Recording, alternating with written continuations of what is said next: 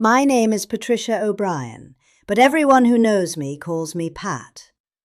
I spent 38 years as a registered nurse in palliative care at St. Mary's Medical Center in Cleveland, Ohio. If you do not know what palliative care means, it is end-of-life nursing. I held the hands of people who were dying. That was my job. That was my calling. I want to start by telling you something that most people never say out loud.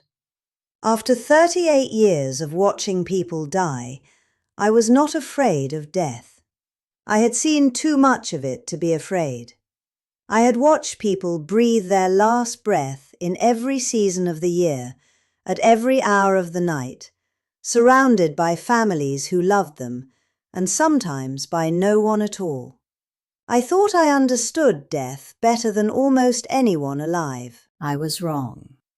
And on March 14, 2024, at 11:22 in the morning, I found out exactly how wrong I was. I retired in January of 2023, 14 months before the cardiac arrest, and in the quiet of those first months, I found myself doing something unexpected. I was missing my patients. Not in a professional way, in the way of missing people you have genuinely loved. I had not fully acknowledged how much of my sense of self was tied to being useful in the specific way that nursing allows you to be useful. Present, skilled, necessary at the exact moment when presence and skill and necessity are most wanted. Dennis told me I needed a hobby. I told him I was a hobby. I had grandchildren and a garden and the lake and 40 years of reading I had put off. And he said, "That is not what I mean, and you know it." He was right, as he usually is after 45 years of marriage. What I needed was to find a reason to be in the world that did not depend on professional identity. I was still working on that when March 14th arrived and answered the question for me. I had retired 14 months earlier. My husband Dennis and I were living the life we had planned for 30 years. Morning walks along the Cuyahoga River, long lunches with our daughter Colleen and our 3 grandchildren, weekends at the little cottage we owned in Kelly's Island. I had worked hard my whole life, and I was finally resting. I felt good. I felt lucky. My doctor had recently started me on a new blood pressure medication. Amlodipine had been working, but my numbers had been creeping up, so we switched to a different calcium channel blocker. I had been on it for 11 days with no problems. On that morning, I took my pill with breakfast, the same as always, and within 20 minutes I could not breathe. Dennis found me on the kitchen floor. He told me later that my face had swollen and my lips were blue. He called 911 and the paramedics arrived within 4 minutes, which the cardiologist later told us almost certainly saved my life. My airway had closed completely. My heart stopped in the ambulance. I was in full cardiac arrest for 6 minutes and 41 seconds. I know what clinical death looks like from the outside. I have watched the monitor flatline. I have watched the team start compressions. I have counted the seconds. I have seen families collapse in waiting rooms when the doctor comes through those double doors. I knew all of that. I had lived all of that, from the other side of the bed. What I did not know, what none of my 38 years had prepared me for, was what happens on the inside. I want to tell you about the greatest lie I believed for my entire career. Not a lie that anyone told me deliberately, a lie that seemed obvious, logical, almost scientific. A lie that shaped the way I did my job, the way I comforted families, the way I thought about every single patient I ever lost. The lie was this: that the moment of death is the moment of ending. That when the heart stops and the brain goes quiet, the person who was there is simply gone. not somewhere else, not transformed, gone. I believed that with my whole professional mind for 38 years. And I want you to know, in the next part of this story, I am going to tell you exactly why I no longer believe it. Not because of faith, though I am a woman of faith, not because someone told me a comforting story, but because I was there, because I saw what is on the other side of that flat line with my own eyes. And what I found completely dismantled everything I thought I knew. But first, let me tell you about my patients, because this story is not just about me, it is about all of them. In 38 years, I cared for somewhere between 2,000 and 3,000 patients in their final days. I remember hundreds of them by name.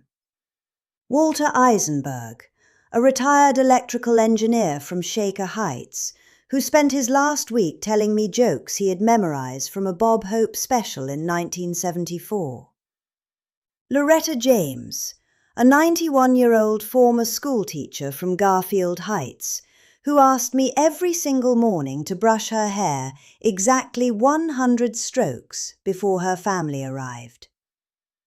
Theodore Marchetti, a Korean War veteran from Parma who had not spoken in 4 days and then, on the morning he died, sat up straight, looked at the corner of the room and said the name of his brother who had been killed in combat in 1952. I want to tell you about one of those patients specifically, because she matters to this story. Her name was Miriam Schloss. She was 87 years old, a retired music teacher from Cleveland Heights who had survived the Holocaust as a child in Budapest.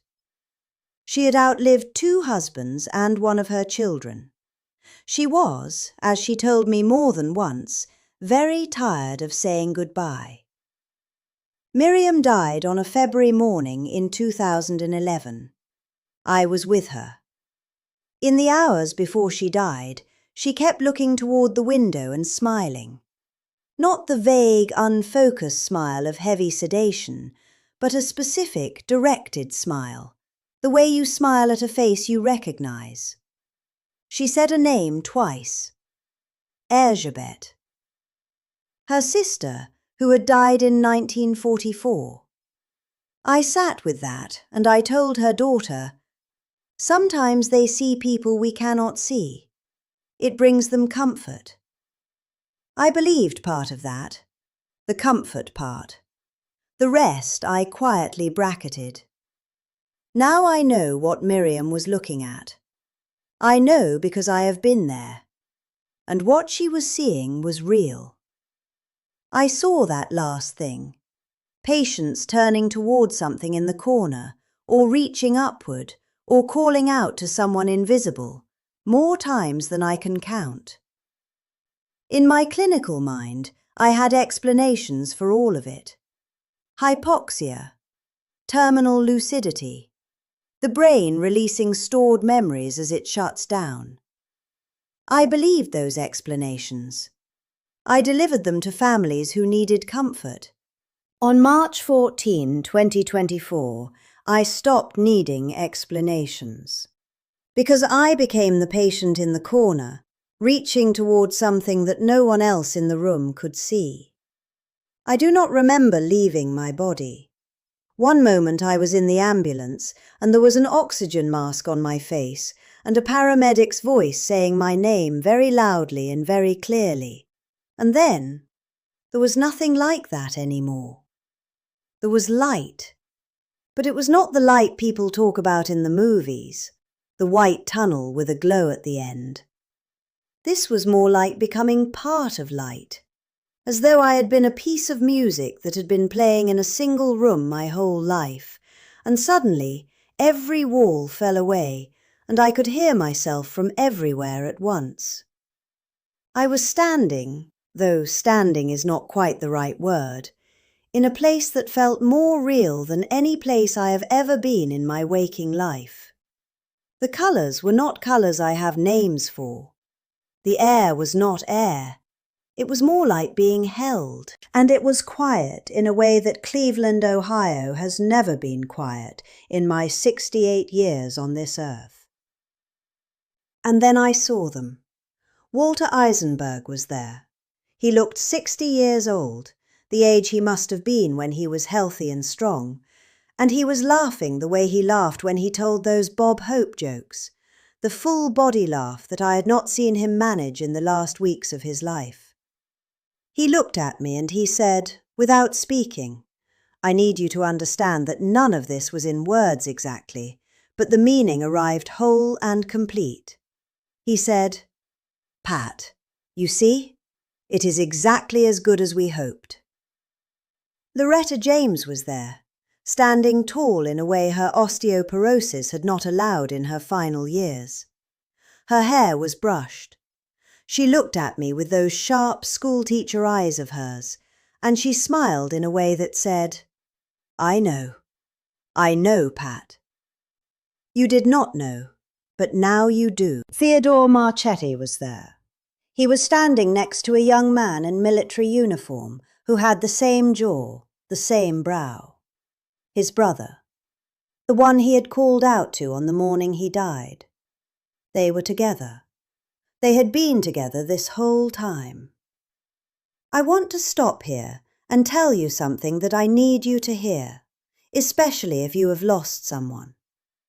Every single person I saw, and there were more, there were so many more, every single one of them was whole. Every illness was gone. Every limitation was gone. The woman who had been paralyzed for 12 years was standing. The man who had lost his voice to throat cancer was speaking. The children, yes, I had young patients too, and I am not going to dwell on that, because those are not my stories to tell. But the children were not frozen at the age they had died. They were radiant and complete. No one was suffering. No one had ever been suffering, not the way I feared. The dying is hard on the body. I knew that. I had watched it. But what I saw in that place told me something I cannot fully translate into language. The suffering belongs to the shell. The person inside is already beginning to arrive somewhere else long before the last breath. This is the lie I believed for 38 years. Not that people die. That is true. The body dies. The lie was that the person dies with it. I want to tell you about the moment that broke me open completely. I was moving through that space, and I say moving, but again, words fail, and I came to a stillness at the center of everything. Not a person, not a figure, something larger than a person. A presence that I can only describe as the feeling of every good thing compressed into a single point. And this presence communicated something to me. Not rules, not theology, not a set of beliefs to carry back. It was simpler than all of that. It was, this is what you have been part of your whole life.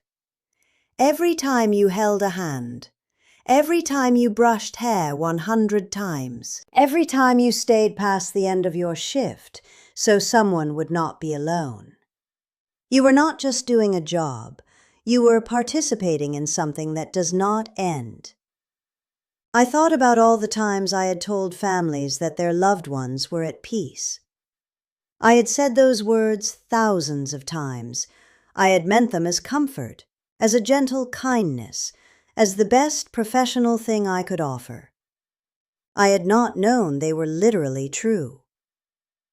I do not know how long I was there. Time did not exist in the way we measure it here. What I can tell you is that at some point I became aware that I had a choice. Not a dramatic choice, not a bargain, not a voice saying, "Your time is not yet." It was more like the feeling you get when you are having a wonderful dream, and you know that if you turn toward the door, you will wake up. I turned toward the door. I came back to the sound of Dennis saying my name. I came back to the sharp smell of the emergency room and the light that was too bright and too flat after where I had just been. I came back, and I lay there with tears running sideways into my hair, and the cardiologist who was leaning over me asked if I was in pain, and I said no. I said, I am the opposite of pain. They kept me at St. Mary's for 4 days, the same hospital where I had worked for 3 decades. The cardiologist, a woman named Dr. Priya Nair, who was young enough to be my daughter, told me I had experienced a severe anaphylactic reaction and a subsequent cardiac arrest, and that I was lucky to be alive. I did not argue with her. I did not try to explain what had happened while my heart was stopped. I just held her hand for a moment, the way I had held so many hands, and I said, "Thank you for bringing me back." I spent those 4 days in that hospital bed, thinking about everyone I had lost over 38 years. Not with grief, which was what I had always expected, with something closer to gratitude. Because I knew now, not believed, knew, that losing them had not been what I thought it was. The ending I had watched from the bedside had not been an ending at all. It had been a door I could not see through from where I was standing. My daughter Colleen came and sat with me the second day. She is 41 years old, and she worries about everything, always has since she was small. She sat in the chair beside my bed, the way I had sat in so many chairs beside so many beds, and she held my hand, and she asked me what it was like. I told her. I told her everything I am telling you now. She cried. Not sad crying, the other kind. The kind where something you have been holding in your chest for a long time finally has permission to let go. Her grandmother, my mother, Kathleen O'Brien, née Murphy, who came from County Clare and never lost the accent, had died 6 years before. Colleen had not been there at the end. She had carried the guilt of that for 6 years. I told Colleen, "Your grandmother was not alone at the end. None of them are ever alone at the end. And where she is now, the 6 years feels like nothing. She is waiting, and she is whole, and she is not measuring the time. I have been home for 6 weeks now. Dennis makes me sit down when I try to do too much, which is every day. Our grandchildren, Liam, Emma, and little Sean, who is 4 and does not fully understand what happened to Grandma Pat. They come over on Sundays, and we eat too much pasta, and the house is loud and full.